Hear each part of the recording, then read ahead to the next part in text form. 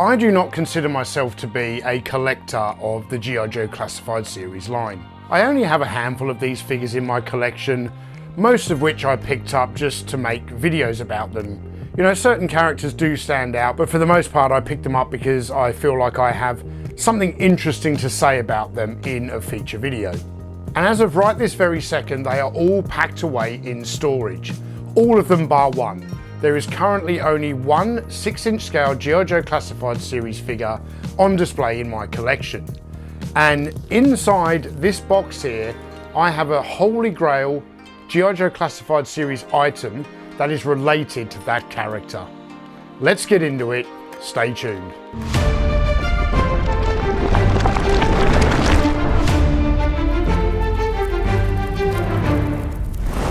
Hey toy fans, my name is Tony and welcome back to the Analog Toys YouTube channel. And an unboxing video today that I have been desperate to record because I've been waiting like three weeks, maybe 4 weeks for this thing to arrive. So it's an item that I just purchased on eBay. You know, we all buy stuff on eBay. But I don't really remember why I stumbled across this on eBay, because I wasn't looking for this particular item. I don't think I was searching this particular figure. I don't know what I was doing. I was browsing something on eBay, and it's not very often that I'm searching for G.I. Joe Classified stuff. But then I came across this piece and I'm like, I've got to add that to the collection. And I was pretty damn happy with the price as well. So where are we okay. Where are we opening this?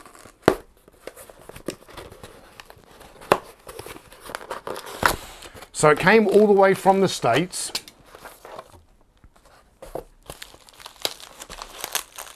Pretty nicely packed. Very well packed, in fact.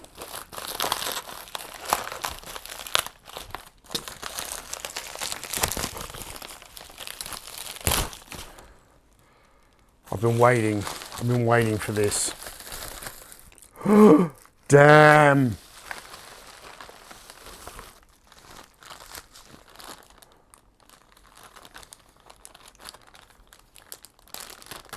This is so friggin' cool. What I have here in my hand is a test shot prototype example of the G.I. Joe Classified series Big Ben. Of course, Big Ben, he's my favorite. He's now become my favorite G.I. Joe character. Like, if you asked me that question in childhood, it was probably Snake Eyes version 2 or Flint. But today, given my connection now to that character, thanks to the video that I produced a few years ago, a video that it's one of the videos that I'm most proud of in the entire back catalogue of Analog Toys, where I reviewed every single G.I. Joe Big Ben figure that's come out, but the whole kind of thing was triggered by the release of the classified version. And in my display up here, I actually have two of them on display, because I've got this guy here with the, you know, with the regular Big Ben face and the winter cap, and then there's another guy just behind here. In fact, let's grab him down. Because he also came with the gas mask head. So I displayed two of them up on the shelf there, one with the gas mask, one without. I have another Big Ben sealed in the box, and I've got every single version, vintage version of the Big Ben action figure that was ever released. I've got an original carded Big Ben action figure from 1991. I can't remember what year he came out. But yeah, I was looking at something on eBay. As I said, I don't remember how I kind of stumbled across this in my feed. But when I saw this item, I was blown away. For those collectors who are into prototypes, like, I'm not a prototype collector, but I have some very nice ones in my collection. When I say I'm not a prototype collector, it's not a focus for me.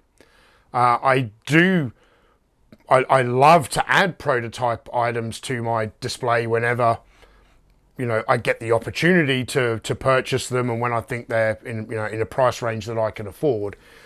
But typically they're normally way out of my price range. So when I say I'm not a prototype collector, like, it's not a main focus of mine. But to stumble across this guy on eBay, and I want to do a side-by-side comparison here. This guy has basically no paint on him at all, aside from the strips of ammo. And I think the bullets they look like a separate piece to me, molded in a kind of gold colored plastic.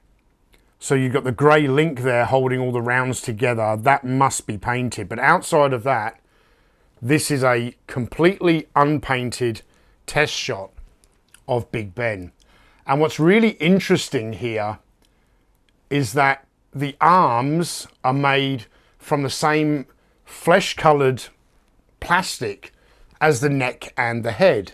So I'm now wondering if the reason for the colour here is it's just a genuine test shot and they just used whatever colour plastic that they had in the machine at the time, or if it's because these components came out of the same mould as what the head and neck come out of. That would depend on the type of plastic being used, and it feels to be the same type of plastic to me. You can see that the elbow joint has been manufactured from another plastic colour, and just feeling this figure now, I can actually, you can really tell this is a test shot, unless this has been heavily played with, which I doubt it. There's quite a few loose joints on this, so this would have been the type of test shot example that would have been sent to a designer at Hasbro to play around with, make notes, and, you know, if he's adjusting, what do they call it, you know, the durometer of the plastic or the size of the tooling. These have got really loose, this test shot has really loose hip joints and very loose ankles compared to the final production figure. It's absolutely fascinating to see this figure in an unpainted form. It just looks super cool.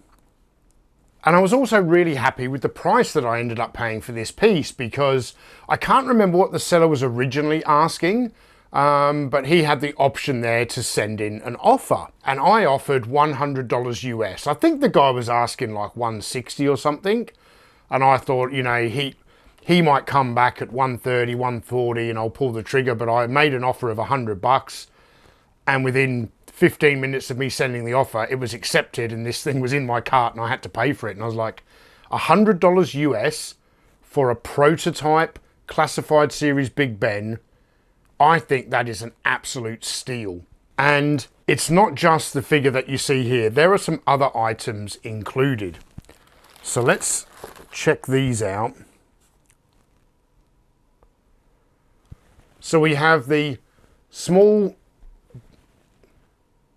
double-barreled AR. This test shot has been produced in a black plastic, where the production example was kind of like a gunmetal grey. The light machine gun appears to be the same. I don't see any differences there. It looks to be the right kind of colour. The box magazine, the rounds have been painted on it. So this is a complete figure, just an unpainted test shot. So we've got his rifle magazine there, and we've also got his Ingram machine pistol with the removable silencer, and of course the silencer can be stowed on the belt, as can the magazine for the AR. And the unpainted test shot figure, he's got all of his webbing components. But then we have here a gas mask head. This one has been painted. It does look a little different to the production sample. Not overly sure why it looks different, but there are some slightly different tones to the back of the flash hood here with the gas mask. But then we have this piece, which is another version of Big Ben's head, in a much different colour, and I want to say in a different plastic as well.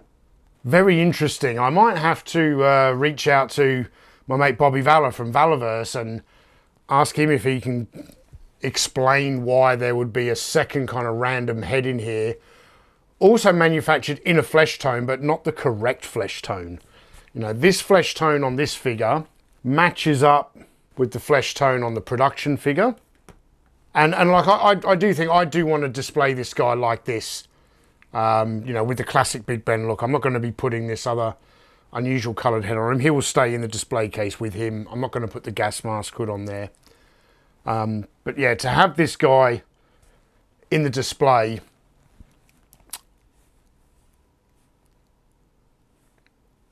my mind's kind of blown. And I'm just looking, yeah, the boots all look correct. This is a very close to finished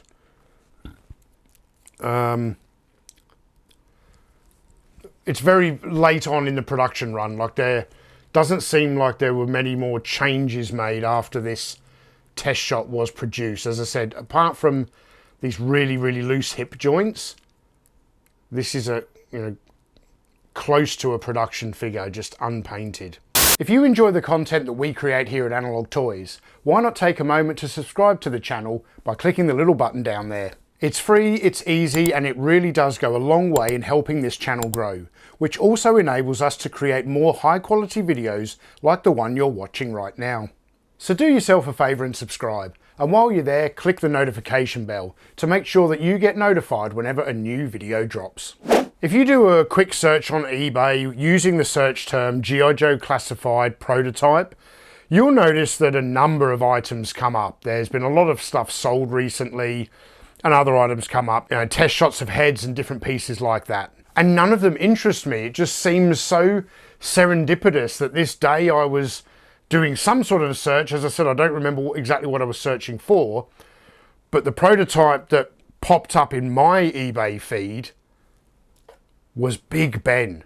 Like that one G.I. Joe Classified figure that I'll never get rid of. He'll take, you know, he takes... Big Ben has got his own shelf here in the studio, and I have a focus collection. I'm never going to get rid of my Big Ben collection. I've developed such a deep affection and affinity for this particular character. It is... I thought I was done with Big Ben until they released a new one. You know, I've got all of the vintage examples. I've got some really nice vintage carded examples. I've got the classified ones. If they ever do a retro card, I'll be definitely getting a few of those, you know, so I can have a loose version and a package version. Hopefully they give him the GPMG next time. Yeah, I thought I was done with Big Ben. I didn't think there was anything out there for me to continue adding to the collection. And then this guy pops up and he's now one of my favourite pieces in that Big Ben collection. A collection that includes 5 loose complete examples of the original vintage figure. I have all of the other O-ring variations that have come out over the years. I've got a nice carded example of the Collectors Club exclusive 4-inch figure, as well as, of course, having the loose examples of the classified 6-inch figure and an original sealed box version of that classified figure. And when I see them all on display here, and I've got the opportunity to add this fantastic test shot prototype to that display, it's days like these that just really make me happy to be a toy collector. When you just find something so special and so unique that, you know, not many other collectors have had. And it's not like a competition. I'm not out here, I'm not one of those collectors who, you know, wants to be able to have all this stuff that other people don't have. But it is really nice when there is, you know, those few special items in your collection that stand out for that kind of reason. This will also be the type of piece that is only ever going to go up in value. And you know me, guys, I don't collect for value, and I don't think this guy's ever going to reach like the dizzying heights of an original vintage Kenner Star Wars prototype. That's not going to be the case. But as I said, I was happy to pick him up for $100, and I can tell you, I don't think I'll ever sell this guy, but it's nice to know that in probably just a few short years' time, he's going to be worth $300, $400, $500. It's going to be a piece that collectors later down the line will find very, very desirable, particularly if they do come out with another version of Big Ben. As much as I'm not a fan of the Hasbro toy company, I mean, I just did a video kind of crapping all on their Tron HasLab. And as I said, I'm not really a collector of the G.I. Joe classified line. But Hasbro, Lenny, do me a fucking solid and give us a retro carded version of Big Ben. I need that bad boy in my collection. Get rid of those stupid weapons, give him a GPMG, give him a decent backpack, and get the camouflage uniform the right colours, and we're golden. That'll be the final probably modern 6-inch Joe that I ever buy.